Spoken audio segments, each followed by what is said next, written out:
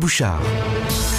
Il est 8h20 sur Europe 1 et à 7 jours du second tour de la présidentielle, Emmanuel Macron est donné gagnant à 59% des voix contre 41% des voix pour Marine Le Pen, selon un dernier sondage BVA publié hier. Et dans ce contexte, je reçois le vice-président du Front National. Bonjour Florian Philippot. Bonjour. Vous pariez évidemment sur une remontada, comme vous dites, sur une remontée de votre candidate. Est-ce qu'elle est vraiment à la hauteur de votre espérance, cette remontée depuis une semaine ?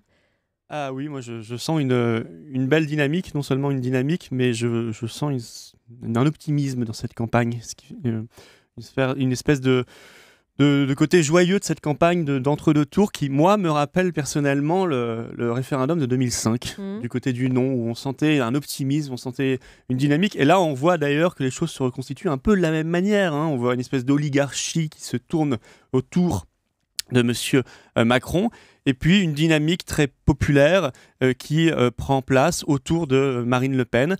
Voilà, moi je suis optimiste. Oui. Alors on est challenger, on est tous d'accord, on n'est pas favori, on ne l'a pas été dans cette élection, mais Monsieur Macron donne le sentiment de, je ne sais pas, de jouer la victoire déjà faite, de donner le sentiment qu'il a déjà gagné, il l'avait déjà fêté à la Rotonde, et là, je ne sais pas, il tombe de plus en plus dans l'agressivité, dans un visage de plus en plus fermé, de plus en plus énervé. Nous faisons tout le contraire, on s'ouvre, Florian on rassemble. Philippot, vous dites joyeux, moi j'ai le sentiment quand même que le climat est crispé, tendu, fébrile, électrique, épidermique. Il n'y a qu'à voir les échanges aussi entre Français, comme si la société se divisait aussi sur ce choix final. Moi, je ne trouve pas du tout. Ah bon, Non, je pas sais la même que lecture. certains ont essayé de créer une espèce de tension, et pourtant, elle n'existe pas. Elle n'existe pas dans la société, elle n'existe pas dans la rue. On voit un débat démocratique tout à fait normal, et républicain, et enthousiaste, mais même intéressant, parce qu'il oppose, peut-être depuis longtemps, deux vraies visions très différentes. On a le candidat de la banque, de la finance, avec tout ce qu'il y a autour, les délocalisations, l'ouverture totale des frontières sur le plan économique comme sur le plan migratoire, et puis une candidate qui mise sur un État qui est là et qui protège. Florian Philippot, depuis hier soir, en tout cas, dans cet enthousiasme que vous décrivez, vous pouvez compter sur le ralliement de Nicolas Dupont-Aignan. Il a attiré 1 700 000 électeurs. Vous l'avez qualifié d'ami il y a quelques jours. Il se trouve que cet ami, justement, a bien discuté avec vous, puisqu'il vous soutient. Il fera campagne avec Marine Le Pen. À 11h ce matin, conférence de presse commune. Un accord de gouvernement a été conclu avec vous. Qu'est-ce que ça veut dire ? Moi, je me réjouis de ce soutien. Et même plus que cela, puisqu'effectivement, Nicolas Dupont-Aignan a annoncé qu'il ferait campagne avec nous. Et nous allons le retrouver là dans quelques heures. Ça veut dire qu'on sait, vous savez, il n'y a pas de mystère. Nous avions des programmes de premier tour qui étaient proches. Tout en gardant nos spécificités, notre indépendance, nous allons évidemment maintenant faire une sorte d'alliance pour continuer à progresser. Et la meilleure des alliances possibles, c'est déjà celle de l'entre-deux tours.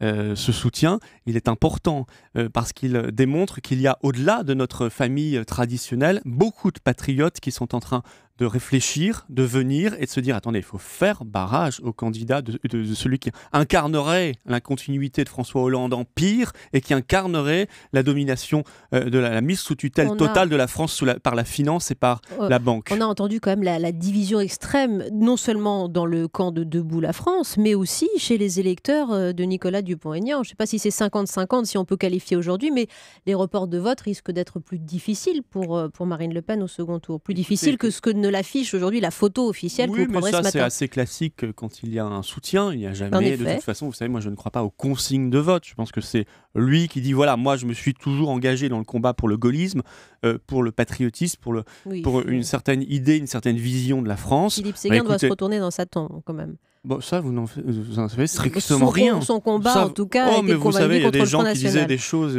terribles sur nous il y a 10 ans et qui aujourd'hui votent pour nous et sont à nos côtés. Donc, ne faisons pas parler les morts. Mais moi, je pense que voilà, il incarne un combat et il dit, qu'est-ce qu'il a dit hier, Nicolas Dupont-Aignan ? Il a dit, écoutez, moi, je n'accepterai pas qu'on livre les clés de la France à la finance. Voilà, à des gens qui vont mettre sous tutelle notre pays, sous tutelle notre démocratie, et je préfère le projet de Marine Le Pen, qui est un projet de redressement national, qui redonnera les clés aux Français, avec une démocratie directe, avec la souveraineté nationale, avec un programme de protection économique et sécuritaire des Français. C'est un ralliement qui vous arrange aussi pour l'image de Marine Le Pen. On sait qu'elle a suspendu sa participation en tant que présidente du Front National.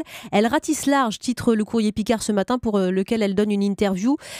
Pour gommer une certaine image, elle vous arrange aussi les voix, en tout cas la voix de Nicolas Dupont-Aignan ? Je ne crois pas que ça se construise comme cela. C'est tout simplement une logique politique. Et je pense qu'il a réfléchi, je pense qu'il a consulté. Il se dit, voilà, il y a 2 projets qui sont là au second tour. Lequel est le plus proche de ce qu'il pense? Mais on voit d'ailleurs des Français qui réfléchissent de partout. On voit des électeurs qui viennent de l'abstention, qui n'avaient pas voté au premier tour. Qui disent, là, il y a une possibilité. De chez Monsieur Fillon, ça ne gomme pas nos divergences. Hein. Je sais bien qu'on n'a pas le même projet que Fillon et qu'on n'a pas le même projet que Jean-Luc Mélenchon.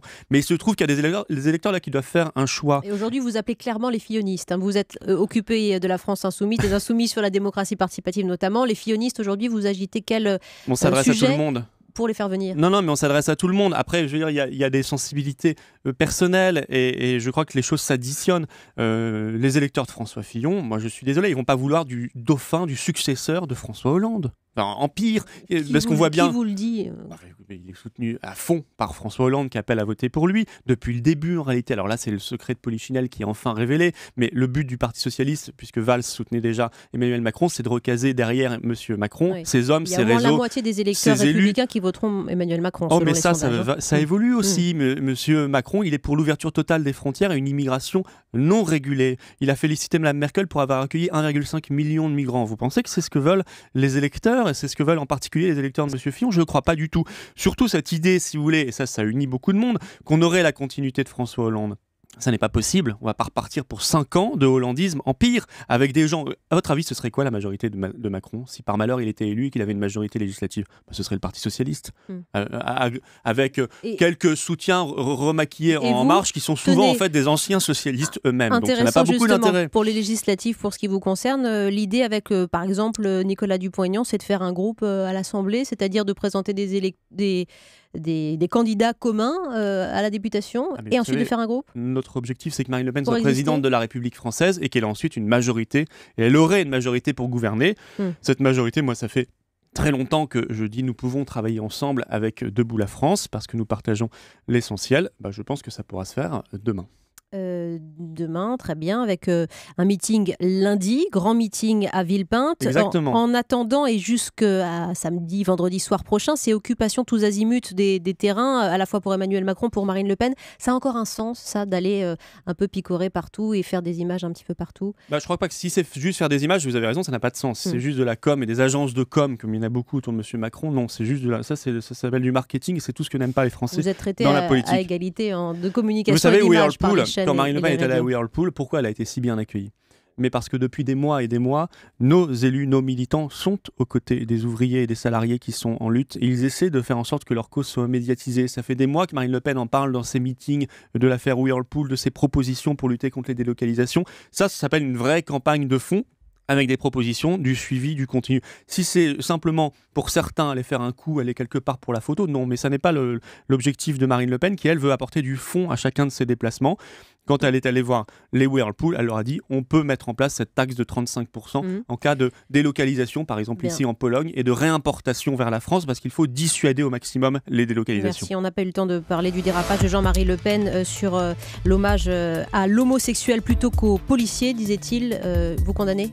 Oui, bien sûr. Je suis toujours aux côtés de nos policiers. Et j'ai trouvé la cérémonie très émouvante. Merci. Florian Philippot, vice-président du Front National, grand meeting à Villepinte de Marine Le Pen, donc lundi avant ses déplacements et le débat de mercredi soir. Merci. Et à tout de suite pour Par ici les sorties.